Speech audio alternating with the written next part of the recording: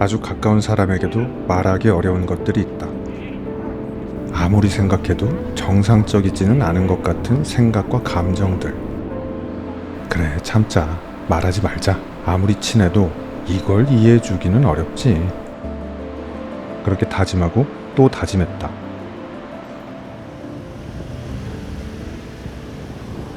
하지만 미국에 가기 한 달 전, 베트남에 와서 친구를 만났을 때 대체 그런 다짐은 매번 왜 하는 건가 싶을 정도로 너는 친구에게 걱정과 공포의 감정들을 무지막지하게 쏟아냈다.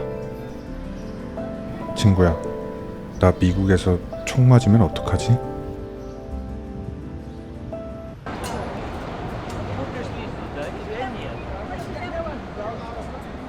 글은 생각이나 감정보다 차분하고 선명하다. 흐릿한 생각과 감정들이 미친 듯이 온몸을 헤집고 다닐 때 너는 글을 쓴다. 그 생각과 감정들의 이름을 지어주는 심정으로 마구마구 써내려간다.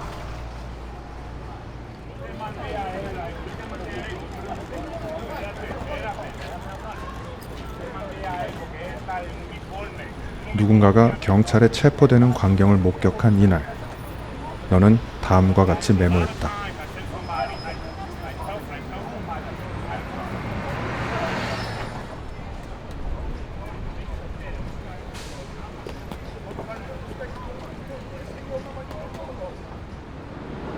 너는 미국에 가기 한 달 전, 베트남에서 메모했던 2.67이라는 숫자에 집중하려고 했다.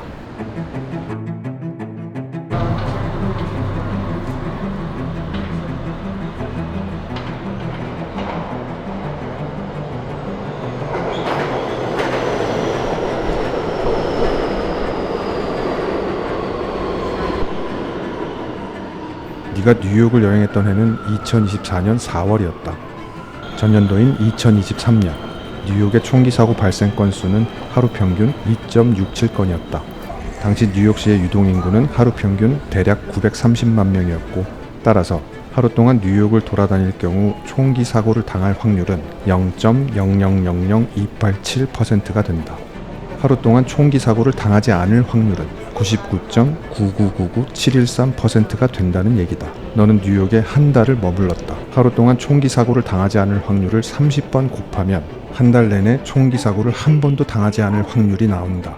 99.999139%다. 결론. 네가 한 달 동안 뉴욕에 지내면서 총기 사고를 당할 확률은 대략 0.000861%가 되는 셈이다.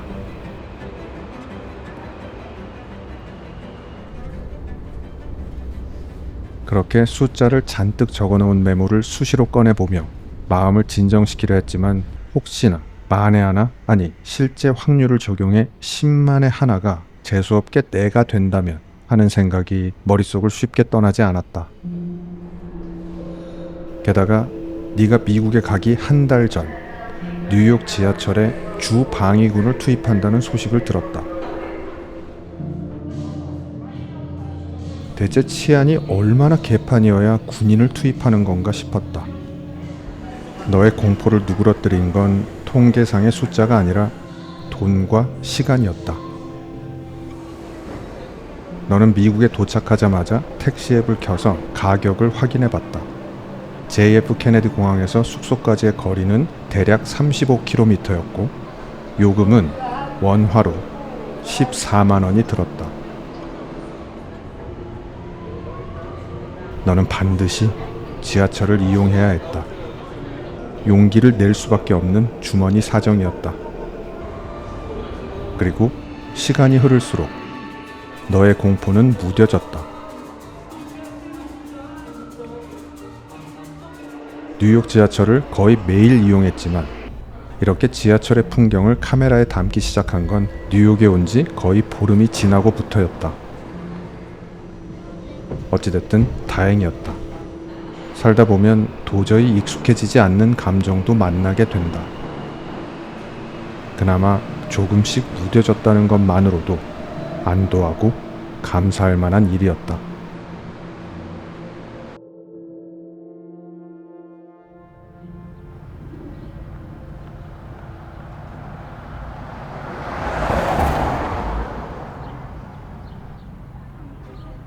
너는 뉴저지의 숙소를 잡았다. 뉴욕시의 중심부와는 버스로 30분 거리에 있었고 뉴욕시 중심부의 숙박비보다 훨씬 더 저렴했기에 택한 지역이었다.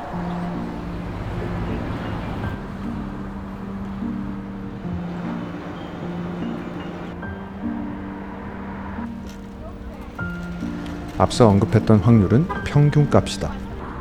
장소와 시간이라는 요소를 더하면 그 값은 올라가거나 떨어진다. 사람이 많은 곳보다는 적은 곳이, 낮보다는 밤이 통계상으로 보면 거의 서너 배 더 위험했다. 숙소와 가까운 공원에서 맨하탄의 빌딩 숲을 볼 수 있었다. 사람이 그리 많은 동네는 아니어서 낮에 이동하는데도 약간 불안했다.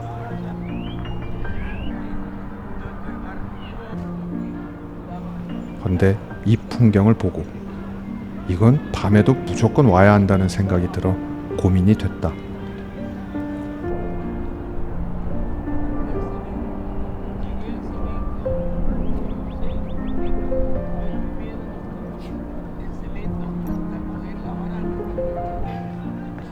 농구를 하고 있는 사람들에게 촬영을 부탁할까 말까를 여러 번 고민했다.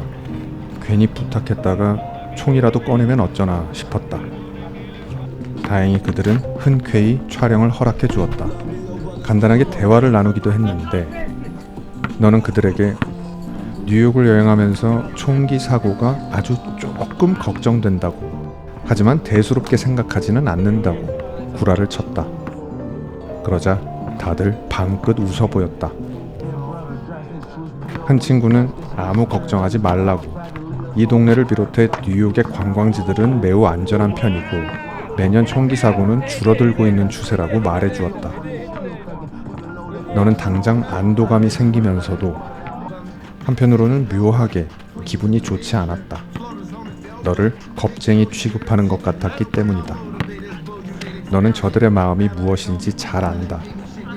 위로를 건네며 자신의 강인함이나 대범함을 슬쩍 끼워 넣으려는 마음. 너 역시 자주 품었던 마음이다. 결국 이날 이후 시간이 꽤 지나고 나서야 밤에 다시 찾을 수 있게 되었다. 여전히 불안하고 무섭기는 했지만 확실히 처음보다는 많이 무뎌졌다. 세계여행을 하면서 미국 사람을 만날 때마다 미국은 총기 사고가 매일같이 일어나는데 사는 게 괜찮냐고 물어보곤 했다. 너는 이제서야 그들의 표정이 조금 이해가 되는 것 같다.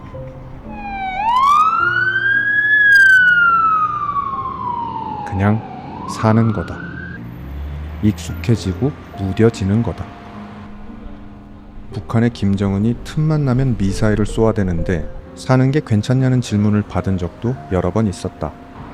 돌이켜보면 너 역시 비슷한 표정을 지었던 것 같다. 그냥 익숙해지고 무뎌지는 거다. 그렇게 뉴욕에 어느 정도 익숙해지고 나서야 비로소 이 장소에 갈 수 있었다. 역시 꼭 한번 가보고 싶었던 곳이다.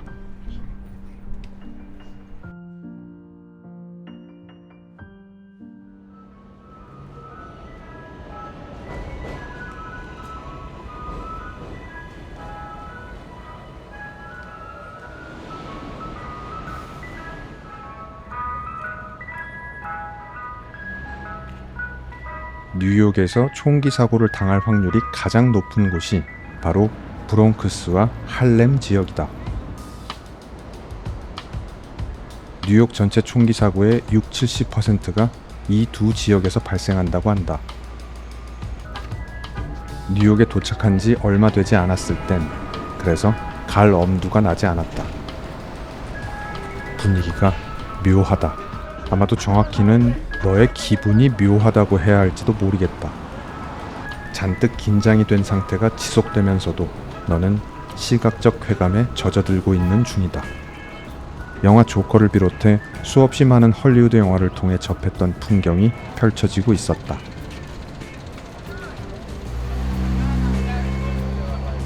이곳이 바로 영화 조커에 나왔던 계단이다. 주인공인 호아킨 피닉스가 격렬하게 춤을 췄던 곳. 사람이 엄청 많을 줄 알았는데 유행이 끝난 듯 보였다. 그렇다면 영화 속 조커처럼 한바탕 미친 듯이 춤을 추는 장면을 담아보고 싶었다. 헌데 사람이 아예 없지는 않다. 기다려본다. 드디어 사람이 없는 틈을 타 자세를 잡아본다. 헌데 계단 아래에 있는 사람들이 신경 쓰인다.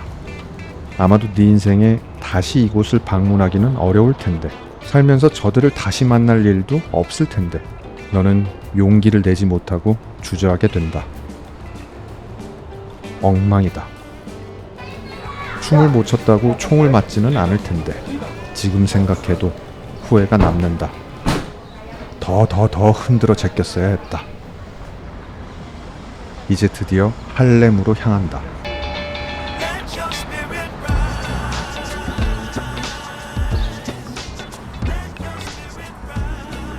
오랫동안 미국의 문화를 동경했고 특히 흑인의 바이브를 동경했던 너는 꼭 한번 할렘이라는 동네에 가보고 싶었다.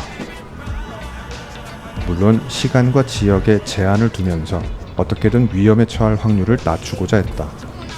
해서 밝은 대낮에 번화가에만 가보는 것으로 만족하기로 했다.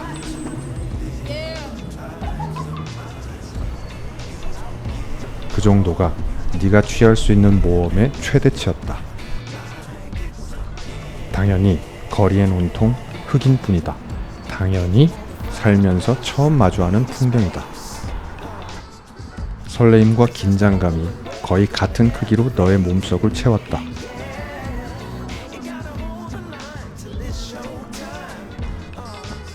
저 아저씨의 춤사위를 보며 긴장이 풀리다가도 수시로 쏟아지는 시선에 몸이 굳었다. 총기 사고에 대한 공포와 더불어 너에게는 또 다른 걱정이 있었다. 과연 할렘에서 수월하게 촬영을 할 수 있을까?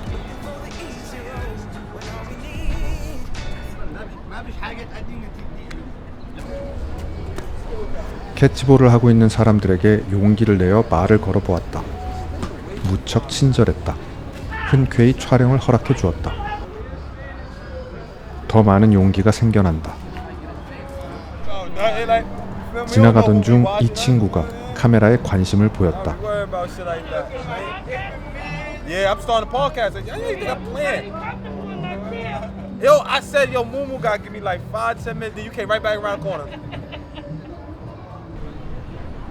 그나저나 할렘을 거닐면서 지난날의 너의 영어 공부는 지나치게 미국 백인의 발음에 의존했다는 걸 뼈저리게 느낀다. 이 친구의 말을 모두 알아듣지 못했다. 대강 나 이제 팟캐스트를 시작할 거야. 나 지금 촬영 중이라 바빠 라는 내용의 농담을 건네는 듯 했다. 할렘이라는 이름은 낙후된 지역을 가리키는 대명사로 기능했다. 슬럼가 라는 말을 본따 흔히 할렘가 라고 부른다. 하지만 실제로 마주한 할렘은 네가 상상하던 모습과는 많이 달랐다. 맨하탄 중심부에 비하면 세련되었다고 볼 수는 없겠지만 너의 숙소가 위치한 동네의 풍경과 크게 다를 바가 없었다. 나중에 들어보니 집값도 무지막지하게 비쌌다. 묘하게 실망스러웠고 묘하게 안도감이 느껴졌다. 네가 좋아했던 미국의 연예인들 중엔 백인도 있고 흑인도 있다. 하지만 그들의 삶의 굴곡을 쫓으며 희노애락을 느끼게 해주었던 연예인은 딱 3명을 꼽을 수 있다. 마이클 조던, 휘트니 휴스턴, 그리고 마이클 잭슨. 모두 흑인이다. 그때 너는 그 3명을 흠뻑 동경하고 추앙했었다. 지금도 여전히 너는 조던의 이름이 박힌 아이템을 좋아하고 1년에 몇 번씩은 마이클 잭슨과 휘트니 휴스턴의 노래를 보고 듣는다. 마이클 잭슨과 휘트니 휴스턴이 운명을 달리했을 때 많은 팬들이 이곳 아폴로 극장으로 달려와 그 두 사람을 추모했던 장면이 뇌리에 강하게 남아있었다. 그땐 이 극장에 사람들이 몰려드는 이유를 알지 못했다. 검색을 통해 두 사람 모두 이 극장에서 성공의 발판을 마련했다는 사실을 알게 됐다. 그래서 한번 와보고 싶었다. 오직 할렘 하나를 보기 위해 뉴욕에 온 건 아니지만 극심했던 불안과 공포에 짓눌려 결국 할렘에 오는 걸 포기했었다면 오래도록 후회가 남았을 것 같다.